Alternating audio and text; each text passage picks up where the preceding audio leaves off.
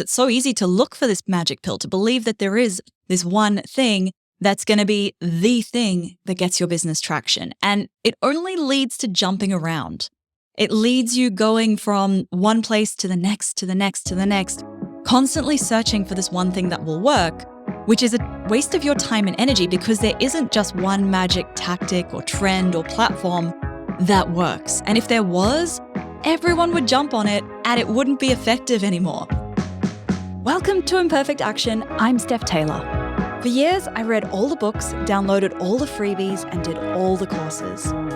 But it wasn't until I started taking imperfect action that my business had its first $1 million year. Imperfect action is about doing things before you're ready, prioritizing consistent action over perfect action, and moving forward, even when you're not sure you're doing it right. On this show, you can expect mindset advice, actionable marketing tips, and strategies to build a business that brings you more profit, more freedom, and even more joy. Are you on the list to get my daily Biz Boosters? Every day, I'll send you a bite-sized prompt designed to help you grow your business in a more intentional way. Sign up at stephtaylor.co/DBB or at the link in the show notes. Hey, welcome back to Imperfect Action. This is episode 702. Today, I'm sharing 7 pieces of bad business advice. There is no shortage of terrible business advice out there, but I thought I would narrow it down and share a couple of the ones that I think are particularly not useful. Let's put it that way. They are not useful in that they are potentially wasting your time, your energy, your money, or sending you in the completely wrong direction in your business. So let's jump into the 7 pieces of bad business advice that I'm covering today.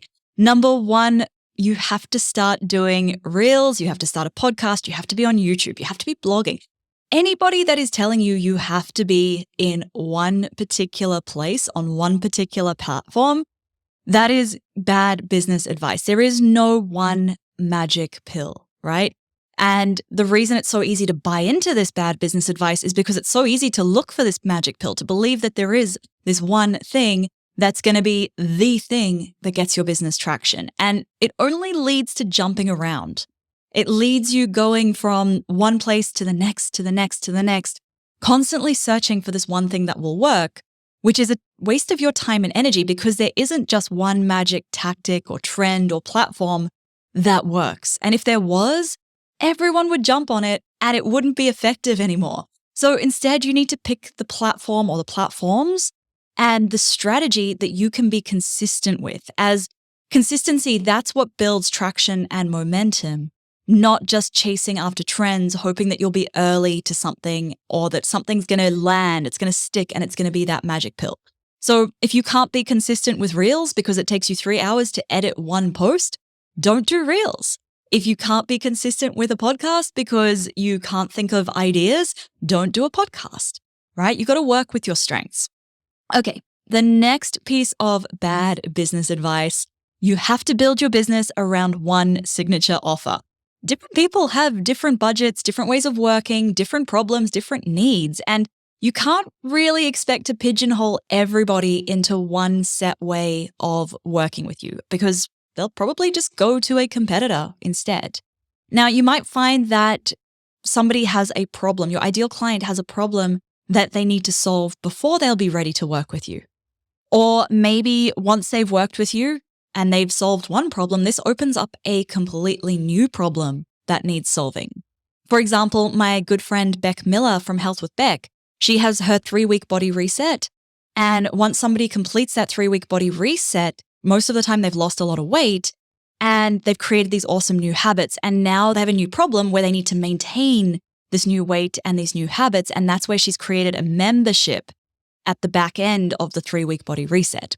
If you only sell one offer, if you've only got that one signature offer, then your lifetime value from each client is going to be quite low unless you have a membership or a retainer kind of offer and they stick around in that for a long time.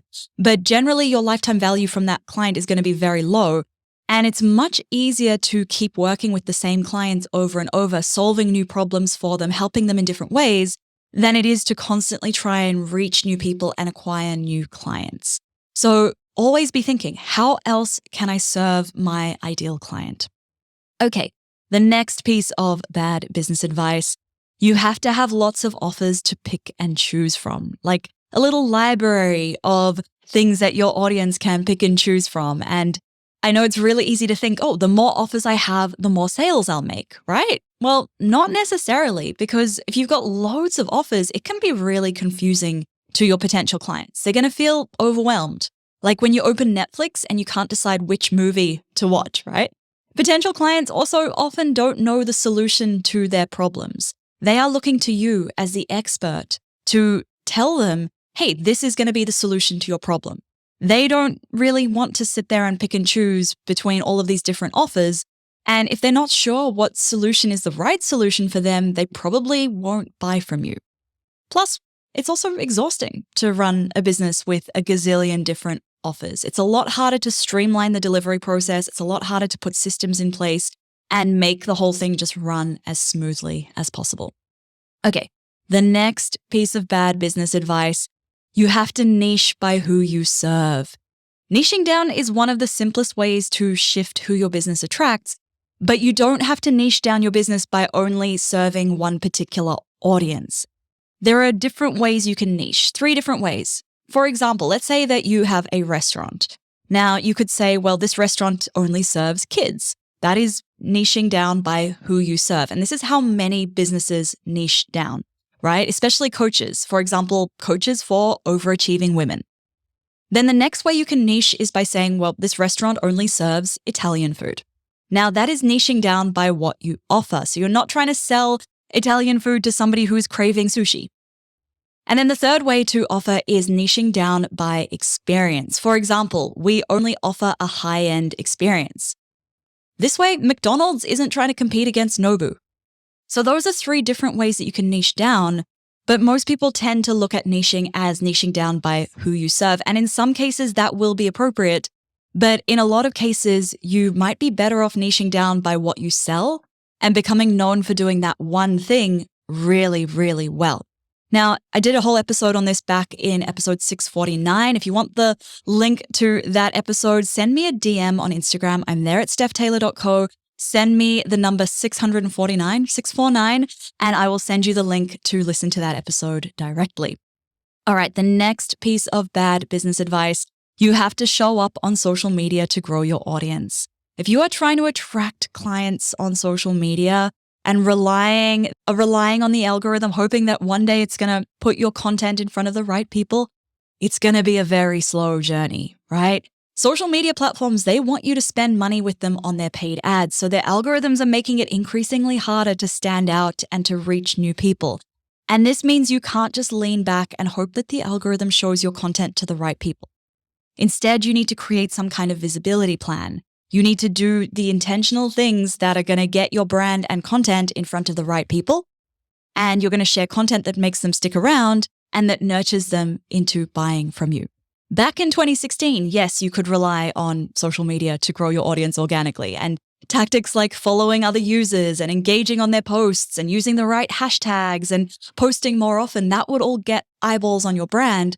These days, that doesn't work. There is just too much free content out there. So you need to focus on creating remarkable content, intentionally getting that content in front of the right people, and then getting those people to stick around long enough to know you, like you, and trust you enough to buy from you. Okay, the next piece of bad business advice, you have to post every single day to grow your audience. Doing this leads to sharing content that is just blah. It's unremarkable, and then you start to wonder why you can't stand out online. Now, there is more content online than we could ever possibly consume in our lifetimes, and AI and ChatGPT have only made this even worse. So now it's no longer about creating content and posting because you have to post every day or something like that, but instead it means sharing less content, but content that is remarkable and that AI couldn't actually emulate. It couldn't generate that. Most of the time, this is going to be longer form content. It might be sharing perspectives that are unique. It might mean stepping into your role as a thought leader in your industry, even if you don't think of yourself as that. Even if you think you're too early on to be an expert, you still probably have some kind of hot take or some kind of unique perspective that you can share. And that is what creates remarkable content. And it might feel a little bit uncomfy sharing these things because not everyone's going to agree with you, but the right people will resonate. And that's what we're aiming for. Okay.